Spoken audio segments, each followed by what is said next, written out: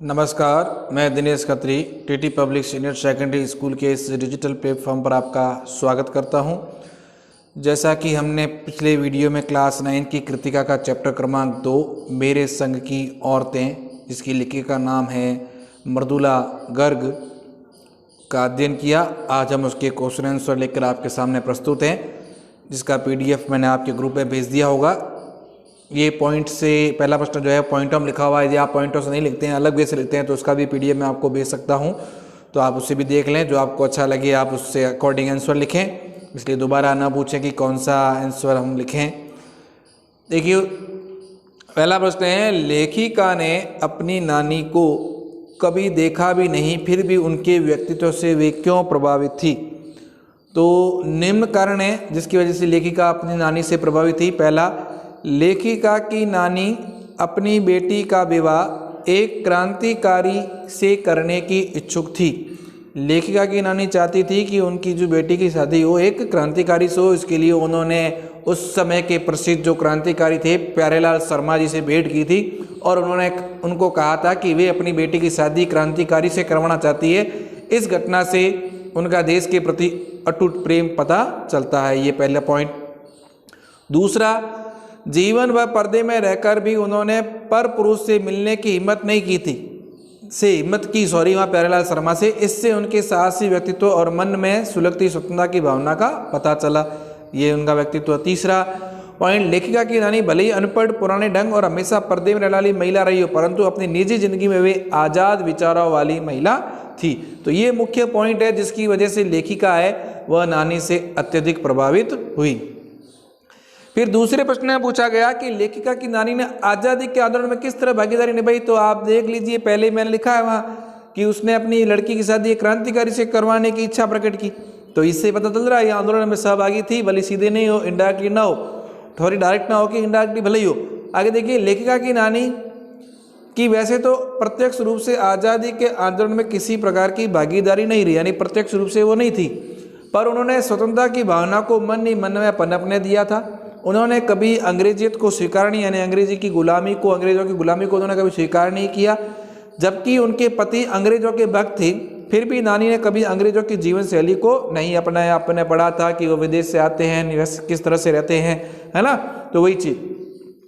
तो वो अंग्रेजों के भक्त थे उसके पति, लेकिन उसने अंग्रेजों की शैली को नहीं अपनाया। नानी ने अपनी बेटी की शादी क्रांतिकारी से करने की इच्छा व्यक्त की, जिससे उनके देश प्रेम की भावना का पता चलता है। उनका सबसे बड़ा योगदान यह है कि अपने बच्चों को वह विवाह की घटना से अंग्रेज भक्तों से मुक्त करा लिया। देखो उन्होंने क्या बताया कि एक तो इस तरह का व्यक्तित्व उन्होंने प्रस्तुत किया। दूसरा, उनका एक महत्वपूर्ण योगदान ये रहा कि उन्होंने अपने बच्चों का विवाह अंग्रेज भक्तों से नहीं करवाया, उनसे अलग रखा और देश के क्रांतिकारियों को उनको बड़ी प्रेरणा देती रही। फिर देखिए, इस तरह अप्रत्यक्ष रूप से लेखिका की नानी है वह स्वतंत्रता आंदोलन में भागीदारी रही है, यानी उनकी भागीदारी किस तरह की रही है, तो इस तरह से अपने उसको स्पष्ट किया। फिर देखिए, प्रश्न क्रमांक 3 है, उसमें पूछा गया है पहले प्रश्न में, लेखिका की माँ परंपरा का निर्वाह न करते हुए सबके दिलों पर राज करती थी। तो मैंने आपको बताया था, सबसे पहली बात, वह कभी झूठ नहीं बोलती, सच बोलती थी। दूसरी बात, वह कभी भी गोपनीय बातों को किसी आगे प्रकट नहीं करती थी। तो वही मिलते जुलते इसमें लिखे, आप बोल करना चाहो तो ठीक है, वरना देखो यहाँ लिखा हो, लेखिका की माँ दुर्बल, पतली, सुंदर स्त्री थी, इस कारण लेखिका ने उन्हें बरिजात बताया है। वे हमेशा खद्दर की साड़ी पहनती थी। वे आज उन गांधी जी के सिद्धांतों का पालन करती थी। सिद्धांत में अलग गलत लिखा हुआ है, इसको सही कर ले, द और नीचे ध होगा, ठीक है, या द अदा करके द लिखें। लेखिका की माँ गोपनीय बातों को प्रकट न करना, सत्यवादी, ईमानदारी, आज़ादी के प्रति जुनून वाली महिला थी। लेखिका की माँ आम भारतीय महिलाओं की तरह बच्चे संभालना, घर गृहस्थी और खाना पकाने तक अपने आप को सीमित नहीं रखना चाहती। उनका व्यक्तित्व इतना प्रभावशाली था कि ठोस कामों में न कर उनकी राय लेती बल्कि 100% परिणाम भी होता था। ये उनकी विशेषताएं थी, ठीक है। यानी दो तो मैंने आपको पहले बताई कि वो हमेशा सच बोलती थी। दूसरी बात, इसलिए लोगों में ज़्यादा पहचानी जाती थी। दूसरी बात, वह किसी की भी गोपनीय बात को किसी के सामने प्रकट नहीं करती, यानी गोपनीय बातों को कभी कहीं प्रकट नहीं करती थी, ये बात। फिर तीसरी बात इसने यहाँ लिखी है कि वह घर वगैरह वाली नहीं संभालती हो, लेकिन खाना पकाना वगैरह यहाँ तक उन्होंने अपने आप को सीमित नहीं रखा, और घर में भी कोई कार्य होता था उनसे राय ली जाती थी, उनकी राय को 100% मानना भी जाता था। फिर दूसरा प्रश्न इसमें है लेखिका की मां परंपरा का निर्वाह न करते हुए भी सबके दिलों पर राज करती। इस कथन के आलोक में आपको बताना है शब्द चित्र दादी के घर के माहौल का। तो लेखिका की दादी के घर का माहौल उस समय अनुसार काफ़ी अलग था। दादी के घर में सब लोगों को अपनी मर्जी अनुसार चलने की आज़ादी थी। घर में पुत्र पुत्री में भेदभाव नहीं होता था। स्वयं लेखिका की दादी ने अपनी बहू की पहली संतान बेटी मांगी थी। घर का माहौल काफ़ी धार्मिक था, स्त्रियों को उचित सम्मान देने वाला और साहित्यिक परिवार था। इस तरह से इसका आंसर हो जाएगा। अगला प्रश्न देखें। आप अपनी कल्पना से लिखिए कि परदादी ने पतोह के लिए पहले बच्चे का लड़की पैदा होने की मन्नत क्यों मांगी। तो ऐसा तो नहीं था कि पहले परिवार लड़कियां नहीं लड़कियां थी, लेकिन यहाँ क्यों मांगी। तो देखिए, लेखिका की दादी स्वतंत्र और साहसी महिला थी। उस समय लड़की की चाह रखना मेरे अनुसार उनके साहस और लीक से हटकर सोचना था, इसलिए उन्होंने ऐसी मन्नत मांगी। अगला प्रश्न। डराने, धमकाने, उपदेश देने या दबाव डालने की जगह सहजता से किसी को सही राह पर लाया जा सकता है। इस पाठ के आधार पर बताइए। यानी किसी को डरा कर, धमका कर यदि अपन उसे किसी और रास्ते पे जाने के लिए कहते हैं या गलत रास्ते सही रास्ते पे जाने कहते हैं, उसका प्रभाव नहीं पड़ता है। लेकिन सही राह पर ले जाने के लिए यदि अपन सहजता से, प्रेम से बात करें तो हो सकता है। देखिए कैसे। डराने, धमकाने, उपदेश देने या दबाव डालने की जगह सहजता से किसी को सही राह पर लाया जा सकता है। यह बात हमें लेखक की माता द्वारा चोर के पकड़े जाने के पर उसके साथ किए गए व्यवहार से पता चलता है। अब ये उसने कैसे सिद्ध करके बताया कि तर्क दिया कि पाठ के अंदर एक चोर आया था, है ना। उस चोर ने जब चोरी के लिए घुसा तो वो उस जो वृद्धा सोरी थी उस कमरे में चला गया, तो उस वृद्धा ने कैसे उसके मन को पलट दिया, तो वो उदाहरण है। देखिए लिखा हुआ है, चोर के पकड़े जाने पर लिखा कि माँ ने न तो चोर को पकड़ा न पिटवाया, बल्कि उसकी सेवा ली और उसको अपना पुत्र बना दिया। उसके पकड़े जाने पर उसने उसे उपदेश नहीं दिया, उसे इतना ही कहा, अब तुम्हारी मर्जी, तुम चाहे चोरी करो या खेती करो। उसकी सहज भावना से चोर का हृदय बदल गया। उसने सदा के लिए चोरी करना छोड़ दिया और खेती के काम में वह लग गया। यदि शायद वह चोर के साथ बुरा बर्ताव या मारपीट करते तो चोर सुधरने के बजाय गलत रास्ते पर चल पड़ता। तो ये उसका आंसर है, तर्क सही। अगला प्रश्न देखो। शिक्षा बच्चों का जन्मसिद्ध अधिकार है, इस दिशा में लेखिका के प्रयासों का उल्लेख करें। शिक्षा बच्चों का जन्मसिद्ध अधिकार है, इस दिशा में लेखिका ने निम्न प्रयास किए।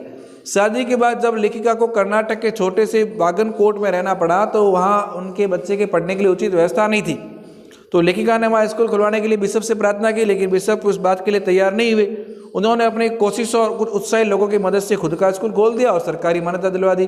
उससे स्थानीय लोगों को क्या मिलनी शुरू हो गई, शिक्षा, ताकि उनको शिक्षा के लिए दूर जाना न पड़े। तो शिक्षा बच्चों का जन्मसिद्ध अधिकार, इसके प्रयास में लेखिका ने ये प्रयास किया है। फिर देखिए, पाठ के आधार पर लिखिए कि जीवन में कैसे इंसानों को अधिक श्रद्धा भाव से देखा जाता है। तो पाठ के आधार पर देखो, ऊंची भावना वाले दृढ़ संकल्पी लोगों को श्रद्धा के भाव से देखा जाता है। जो लोग कभी झूठ नहीं बोलते, सच का साथ देते हैं, जो किसी की बात को इधर उधर नहीं कहते, जिनके इरादे मजबूत होते हैं और हीन भावना से ग्रसित नहीं होते, उनका लोग क्या करते हैं, श्रद्धा भाव से देखते हैं।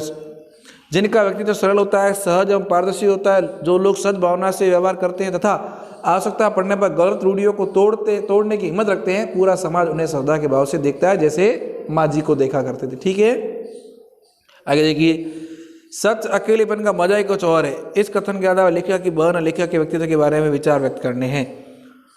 तो लेखिका और उसकी बहन सोचती थी तो उसके दम पर वो कर लेती थी, लेकिन उनकी जो बड़ी बहन जो थी, उनकी जो बहन थी वो बड़ी जिद्दी थी, परंतु उनके इस जिद्दपन ने उनका दृढ़ निश्चय स्वभाव झलकता है।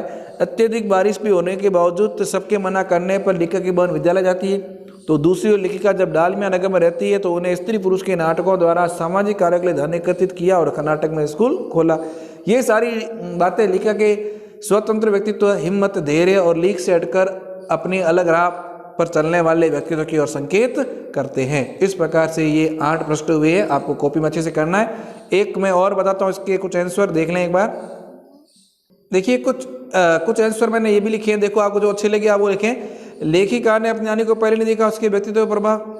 तो लेखिका ने अपनी नानी को पहले देखा नहीं, किंतु उनके बारे में सुना था। उसने सुना था कि उसकी नानी ने अपने जीवन के अंतिम दिनों में प्रसिद्ध क्रांतिकारी प्यारेलाल शर्मा से भेंट की।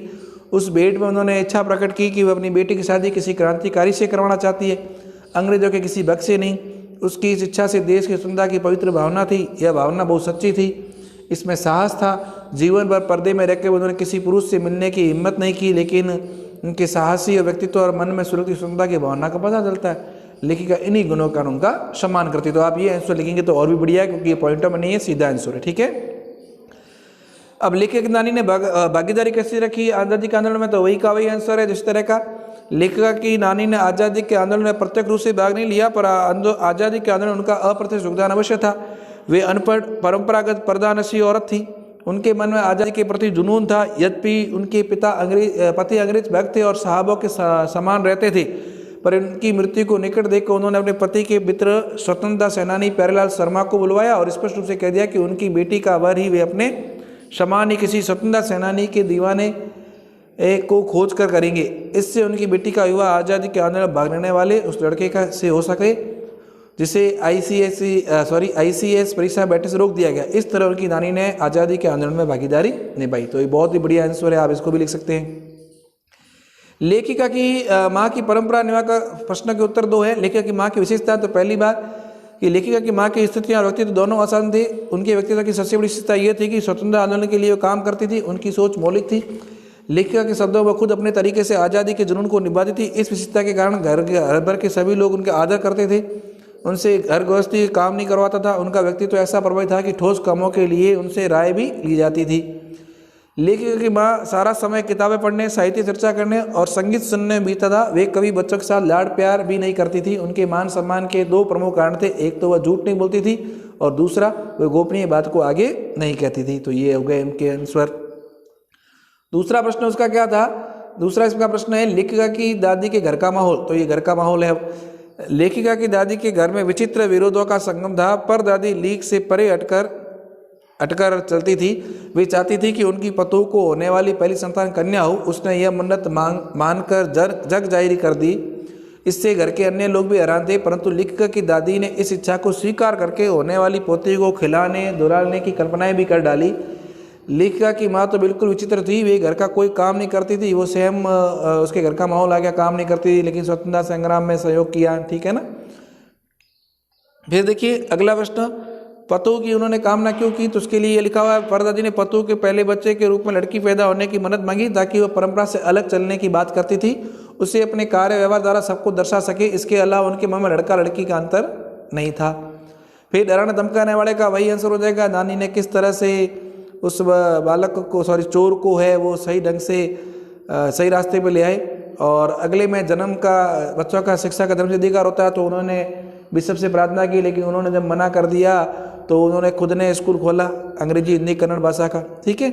और अंतिम प्रश्न श्रद्धा भाव, अंतिम नहीं, 7वां प्रश्न श्रद्धा भाव। तो श्रद्धा भाव संकल्पी लोग जो होते हैं वो श्रद्धा से देखे जाते हैं, और आवश्यकता पड़ने पर गलत रूढ़ियों को तोड़े वो भी श्रद्धा भाव से देखे जाते हैं। लेखिका की नानी श्रद्धेया बनी क्योंकि उसने परिवार समाज से विरुद्ध होकर अपनी पुत्री को किसी क्रांतिकारी से ब्याहने की बात कही, इस कारण सबकी पूजिया बन गई। और लेखिका की परदादी इसलिए श्रद्धेया बन गई क्योंकि 2 धोतियाँ होती थी, तो एक धोती वो किसी और को दान में कर देती थी, और लीक से हटके भी उन्होंने लड़की मांगी।